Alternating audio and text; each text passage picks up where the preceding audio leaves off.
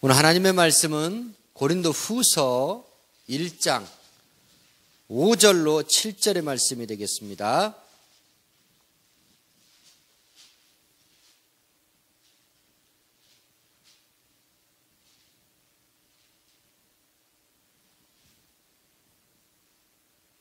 한 목소리로 합독하십니다. 시작. 그리스도의 고난이 우리에게 넘친 것 같이 우리의 위로도 그리스도로 말미암아 넘치는도다. 우리가 환난 받는 것도 너희의 위로와 구원을 위함이요 혹 위로받는 것도 너희의 위로를 위함이니 이 위로가 너희 속에 역사하여 우리가 받는 것 같은 고난을 너희도 견디게 하느니라. 너희를 위한 우리의 소망이 견고함은 너희가 고난에 참여하는 자가 된 것 같이 위로에도 그럴 줄을 알미라. 아멘.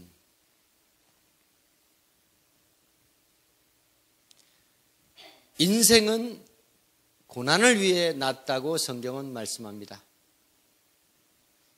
우리 사는 날 동안 고난은 끊이지 않는다고 말씀합니다. 성경에 등장하는 하나님의 사람들, 고난을 몸소 겪어보지 않고 체험하지 않은 자가 없습니다. 하나님을 아는 자, 하나님을 믿는 자들, 하나님으로부터 부름을 입은 모든 자들은 모두가 다 고난을 받았습니다.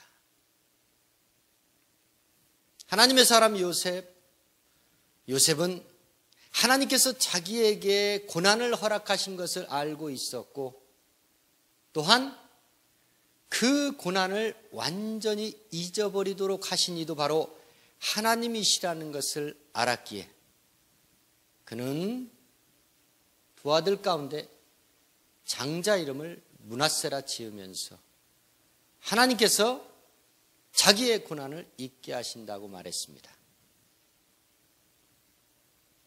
하나님의 택한 선민 이스라엘도 고난이 극심했다고 말합니다.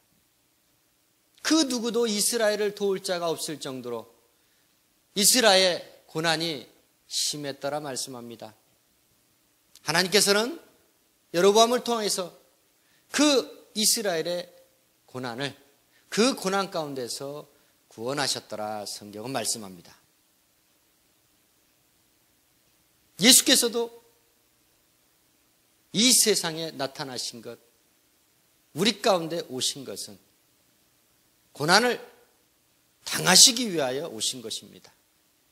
고난을 받기 위하여 오셨더라고 성경은 증거합니다.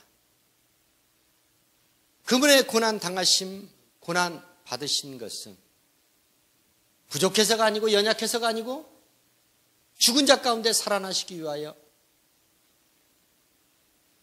또한 자기 영광을 위하여 예수께서는 몸소 고난을 받으셨더라 성경은 증거합니다.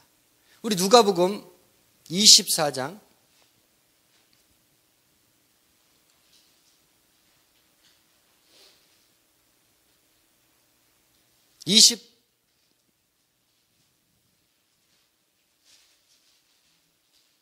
25절 26절 말씀.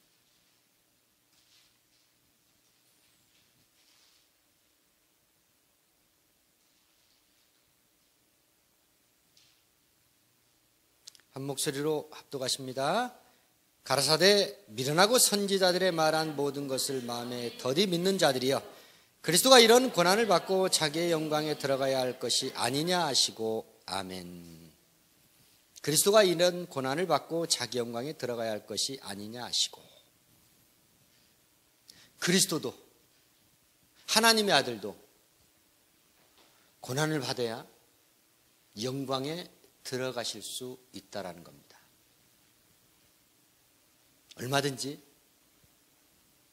고난을 무시하시고 없이 하시고 자기 영광에 들어가실 수 있는 능력이 많으신 그리스도 예수께서도 기꺼이 고난을 먼저 받으시고 그 다음에 자기 영광에 들어가셨다라는 겁니다.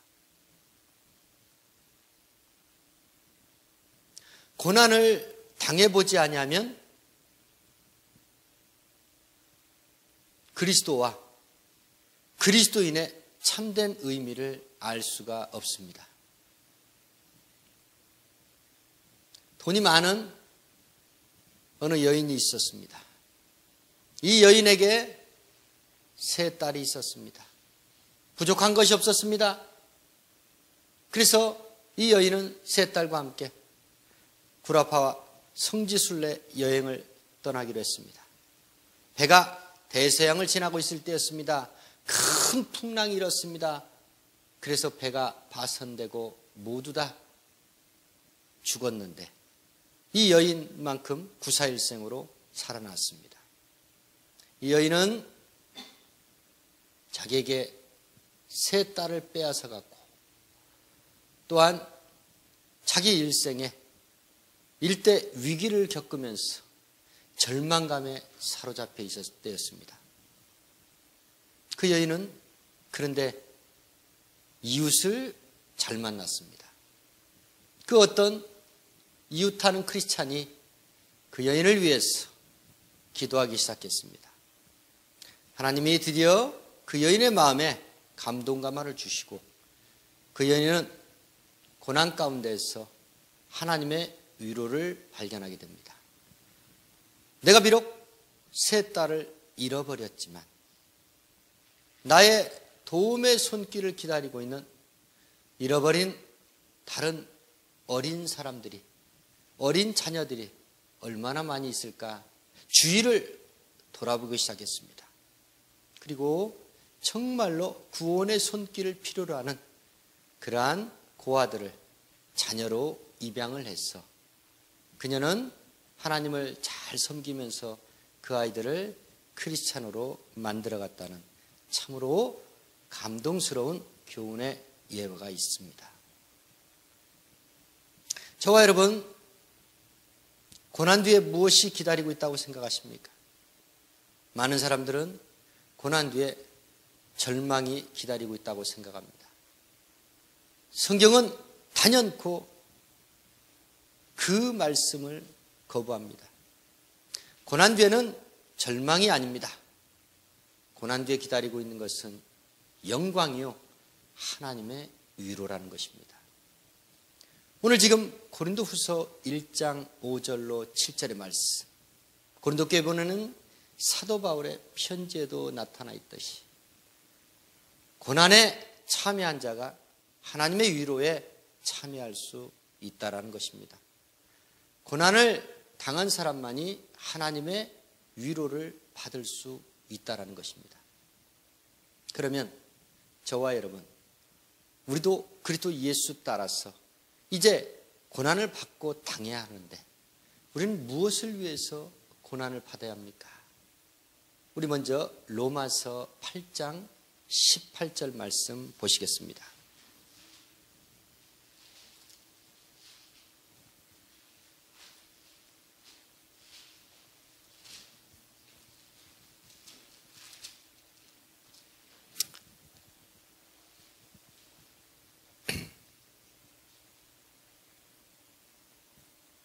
우리 8장 17절, 18절 두 절 말씀 시작.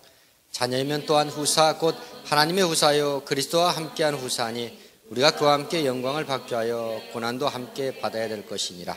생각컨대 현재의 고난은 장차 우리에게 나타날 영광과 좋게 비교할 수 없도다. 아멘. 하나님의 후사라면 당연히 그리스도와 함께한 후사다. 그리스도를 떠나서는 우리는 하나님과 관계할 수 없습니다. 그리스도 예수 중보자를 통해서 저와 여러분은 하나님의 자녀가 될 수 있고 하나님의 후사가 될 수 있습니다. 천국에 들어가는 것, 구원받는 것 모두가 다 중보자 예수 그리스도 덕분입니다.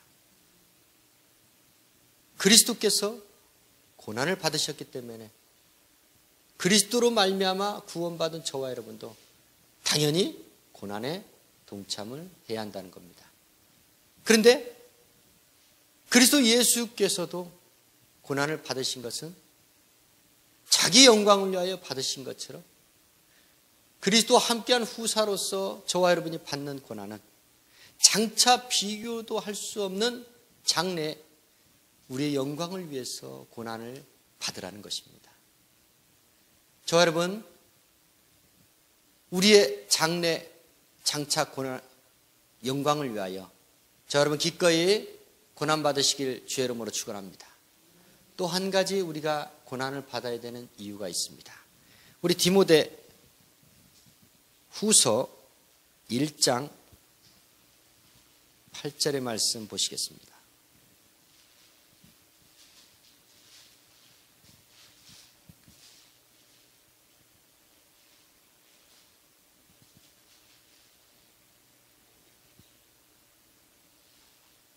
한 목소리로 합독하시겠습니다. 시작. 그러므로 네가 우리 주의 증거와 또는 주를 위하여 갇힌 자된 나를 부끄러워 말고 오직 하나님의 능력을 쫓아 복음과 함께 고난을 받으라. 아멘. 저 여러분, 고난을 받아야 되는 이유가 무엇이냐? 바로 복음을 받았기 때문에 그렇습니다. 복음의 소식을 듣지 않았으면 우리는 고난과 무관합니다. 설령 우리가 고난을 받는다 해도 그것은 그리스도를 위한 고난이 아닙니다. 세상에도 고난이 없습니까? 세상사에도 고생이 없습니까? 있습니다. 많이 있습니다. 평생 태어나서 죽을 때까지 고생만 열심히 하다가 고생 끝에 낙을 누려보지도 못하고 결국은 죽는 사람들이 있습니다. 아주 지긋지긋하게 가난한 가정에서 태어나서 아주 불행한 가정에 태어나서 어렸을 적 유아 시절을 고생, 고난으로 보내더니 성장에서도 남편을 잘못 만나서 아내를 잘못 만나서 지긋지긋하게 그 남편을 위해서 아내를 위해서 고생만 하다가 나중에는 늙어서 병들어서 자녀복도 없어가지고 비참하게 고생만 하다가 죽는 사람들이 우리 주위에 얼마나 많은지 모릅니다. 그 사람들 성경의 말씀대로 욥이 고백했던 것처럼 고난을 위해 태어난 것 맞습니다. 그런데 그 고난이 그리스도와 무슨 상관이 있습니까? 고생을 하더라도 제대로 해야 되는 거 아닙니까? 고난을 당하고 받아도 제대로 받아야 되는 거 아닙니까? 무슨 가치가 있어야 될 거 아닙니까, 여러분? 저는 항상 가치에 대해서 말씀합니다. 무가치한 것은 버리는 것입니다. 무가치한 것은 돌아보는 것이 아닙니다.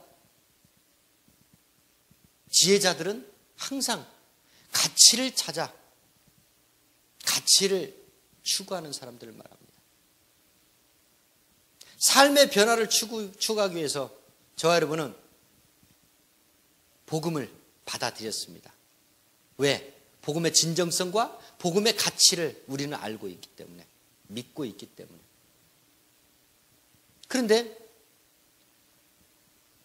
정말로 아무런 가치 없는 그곳에 우리의 마음과 우리의 정성과 우리의 사랑, 우리의 소중한 것들을 다 쏟아붓는 그런 어리석은 사람들이 우리 주변에 얼마나 많이 있습니까? 저 여러분, 참으로 복된 자들입니다. 우리는 주인을 잘 만났습니다.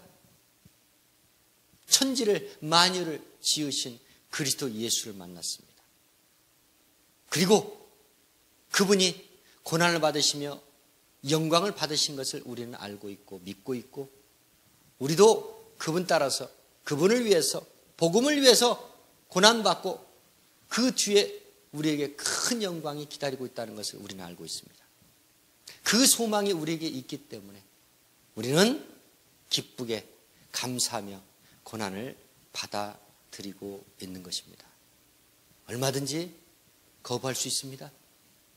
저와 여러분이 그리스도 예수를 만났다 해도 고난만큼은 받지 않겠다 할 수 있습니다. 그러나 자기가 그리스도 고난을 거부한 것만큼 그에게는 그리스도의 영광이 없다는 것을 잘 알아야 합니다. 많은 사람들 세상 인생살이가 고생과 고난으로 가득 차다 보니까 정말 신앙생활, 믿음생활만큼은 편안하게 하고 싶어하는 사람들이 대다수입니다. 부지기수입니다. 저는 그분들에게 꼭 말씀드리고 싶은 것이 오늘 지금 제가 전하고 있는 이 복음, 미안하지만 고난이 없으면 영광도 없다. 고난을 받지 않으면 영광 받을 생각은 하지를 말라는 겁니다. 그리스도의 영광에 참여하지 못하는 자, 이건 심각하게 구원의 문제와 직결됩니다. 세례는 세 가지 세례를 잊지 마셔야 됩니다. 회개를 의미하는 물세례와 구원의 보증을 의미하는 성령 세례, 마지막 그리스도의 영광에 도달할 수 있는 고난의 세례를 저와 여러분은 결코 잊어버려서는 안 됩니다. 오늘 말씀, 하나님의 고난이 결코 우리에게 고통만 가져다 주는 것이 아니다. 절망을 가져다 주는 것이 아니다. 세상 인생살이의 고난은 그렇다 할지라도 그리스도 예수 안에 있는 고난은 우리에게 참 기쁨과 소망과 장래 우리에게 다가오는 하늘의 큰 영광으로 가득 차 있다라는 것입니다. 저 여러분, 고난 뒤에 찾아오는 주의 영광을 발견하시길 주의 이름으로 축원합니다. 그 영광을 위하여 우리 몸으로, 마음으로 온전히 그리스도 예수의 고난에 동참하여 그리스도의 큰 영광에 참여하는 저와 여러분 되기를 주의 이름으로 축원합니다. 기도하시겠습니다.